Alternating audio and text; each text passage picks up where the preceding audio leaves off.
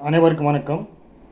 திமுக கூட்டணியில் குழப்பம் ஏற்பட்டுள்ளதா, திமுக கூட்டணியில் பிரச்சனை இருக்கிறது என்று தற்பொழுது பரவலாக பேசப்படுகிறது. திமுக பாஜகவுடன் நெருக்கம் காட்டுகிறது, பாஜகவுடன் இணைந்து செல்ல அது நடவடிக்கை எடுத்து வருகிறது என்பதாக கூறி இந்த அரசியலில் பேசுபொருளாகியுள்ளது. அது மட்டுமல்லாமல் ஆங்கில செய்தித்தாளில் கூட திமுக கூட்டணியில் பிரச்சனை இருப்பதாக கட்டுரையும் வெளிவந்துள்ளது.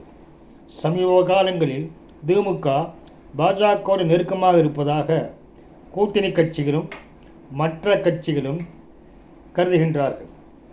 காரணம் என்னவென்றால், சமீபத்தில் நடந்த சுதந்திர தின விழா நிகழ்ச்சிக்கு ஆளுநர் ரவி அவர்கள் ஒரு விருந்தளித்தார்கள். அந்த விருந்துக்கு திமுகவின் கூட்டணி கட்சிகளான காங்கிரஸ், இந்திய கம்யூனிஸ்ட், மார்க்சிஸ்ட் கம்யூனிஸ்ட் கட்சி, விடுதலை சிறுத்தைகள் புறக்கணிப்பதாக அறிவித்திருந்தன.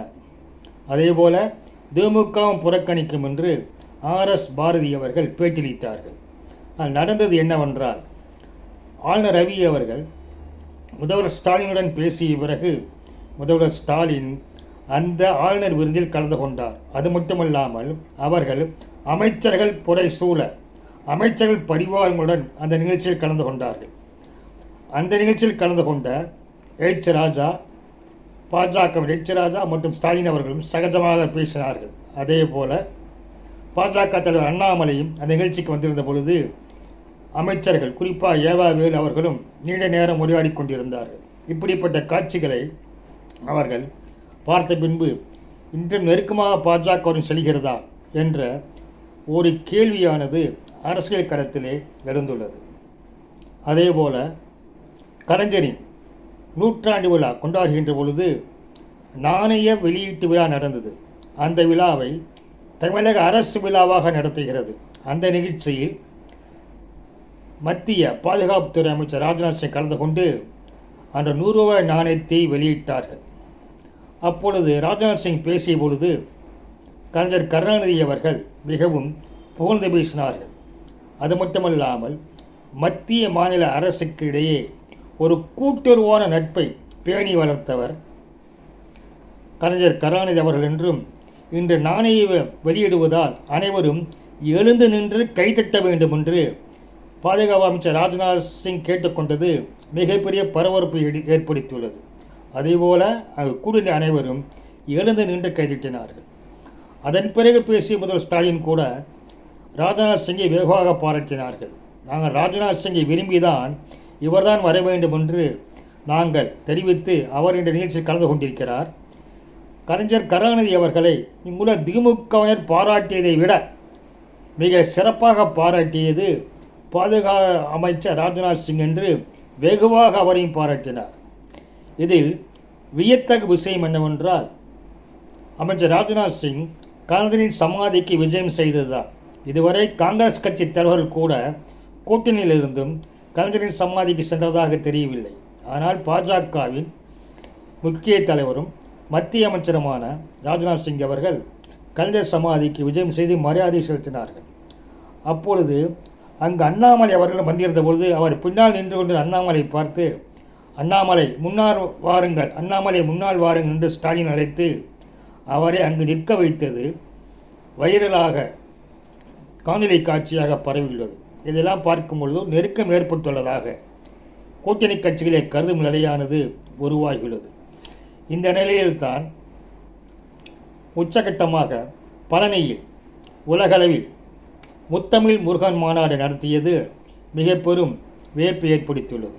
ஏனெனில் அந்த மாநாட்டை தமிழக அரசு அறநிலையத்துறையே நடத்தியுள்ளது. குறிப்பாக அமைச்சர் சேகர் பாபு முன்னின்று நடத்தினார்கள். இதற்கு விசிகாவின் ஆட்சேபனை தெரிவித்துள்ளனர். விசிகாவின் ஒரு மதச்சார்பற்ற அரசு எவ்வாறு இப்படி ஒரு மதம் சார்ந்த நிகழ்ச்சியை நடத்தலாம் என்று அவர்கள் கேள்வி எழுப்பியுள்ளார்கள். அது மட்டுமல்லாமல் இந்த மாநாட்டில் நிறைவேற்றப்பட்ட தீர்மானத்தில் இந்து அறநிலையத்துறை நடத்தும் பள்ளிகளில் மாணவர்களுக்கு தமிழ் கடவுளான முருகனை குறித்து போட்டிகள் நடத்தி பரிசுகள் வழங்கப்படும் என்று கூறியுள்ளார்கள். அது மட்டுமல்லால் இன்னொரு தீர்மானத்தில் இங்கு படிக்கும் மாணவர்கள் பல்வேறு நிகழ்ச்சிகளில் கந்த சஷ்டி கவசம் பாடுவதாகவும் தீர்மானம் நிறைவேற்றப்பட்டுள்ளது. இது முழுக்க முழுக்க ஆன்மீகத்தை தாண்டி பாஜக நெருக்கமாக செல்கிறதா என்ற கேள்வியை அவர்கள் எழுப்பியுள்ளார். குறிப்பாக விசிக ரவிக்குமார் அவர்கள் இது குறித்து எக்ஸ் தளத்தில் விரிவாகவே பதிவிட்டுள்ளார்கள். இப்படியெல்லாம் பதிவு செய்வதால் பல்வேறு சந்தேகங்களை கூட்டணி கட்சிக்குள் உருவாகின்றன. அது மட்டுமல்லாமல் பல்வேறு போராட்டங்களையும் கூட்டணி கட்சிகள் அவ்வப்போது நடத்தி வருகின்றன. குறிப்பாக செல்வ பரந்தகை இதற்கு முன்பு பேசுகையில் திமுக கூட்டணியில் இருந்ததால் தான் கட்சியான வளர்ச்சி அடையவில்லை, நமக்கான வளர்ச்சியை நோக்கி செல்ல வேண்டும் என்று பேசியது ஒரு சலசலப்பை ஏற்படுத்தியது.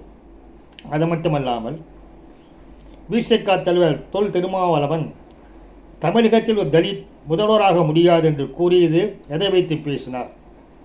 ஏன் ஆக முடியல என்று பேசவில்லை, ஆனால் ஆக முடியாது என்று பேசியது ஒரு சலசலப்பை ஏற்படுத்தியுள்ளது. அப்படி என்றால் தமிழகத்தில் தலித்துக்கு முக்கியத்துவம் தருவது இல்லையா என்று அடுத்த கேள்வி எழுகிறது.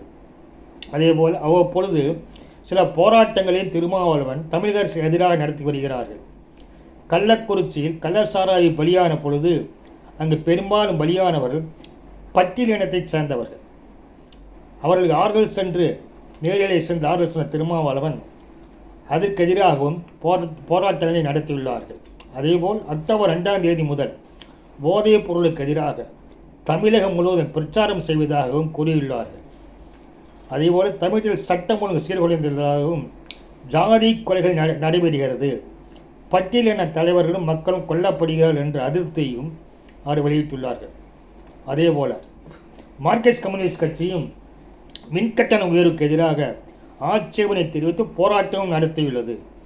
அதேபோல் சொத்து வரி எதிர்ப்புக்கும் அது போராட்டங்கள் நடத்தியுள்ளது. அப்படி பேசுகின்ற நான் கூட்டணியில் இருக்கின்றோம், அதே நேரத்தில் சாதாரண மக்கள், ஏழை எளிய மக்கள் பாதித்தால் நாங்கள் குரல் தருவோம் என்று அவரும் தொடர்ந்து சொல்லிக் கொண்டிருக்கிறார்கள்.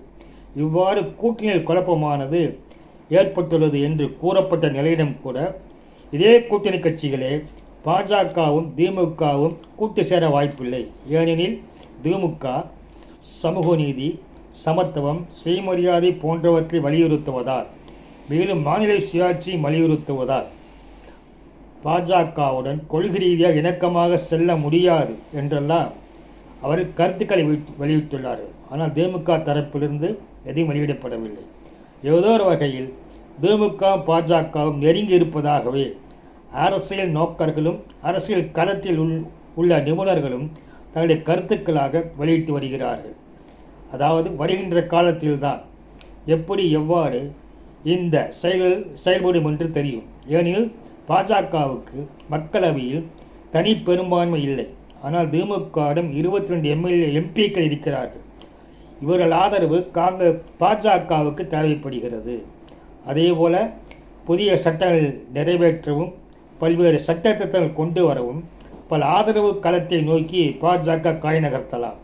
அதேபோல மாநில கட்சியான திமுகவும் தங்களுக்கு சாதகமான சூழ்நிலை வேண்டும் என்பதற்காகவும் பாஜகவோடு நெருங்கலாம். இது வருகின்ற காலம் மட்டுமே மக்களுக்கு பதில் தரும்.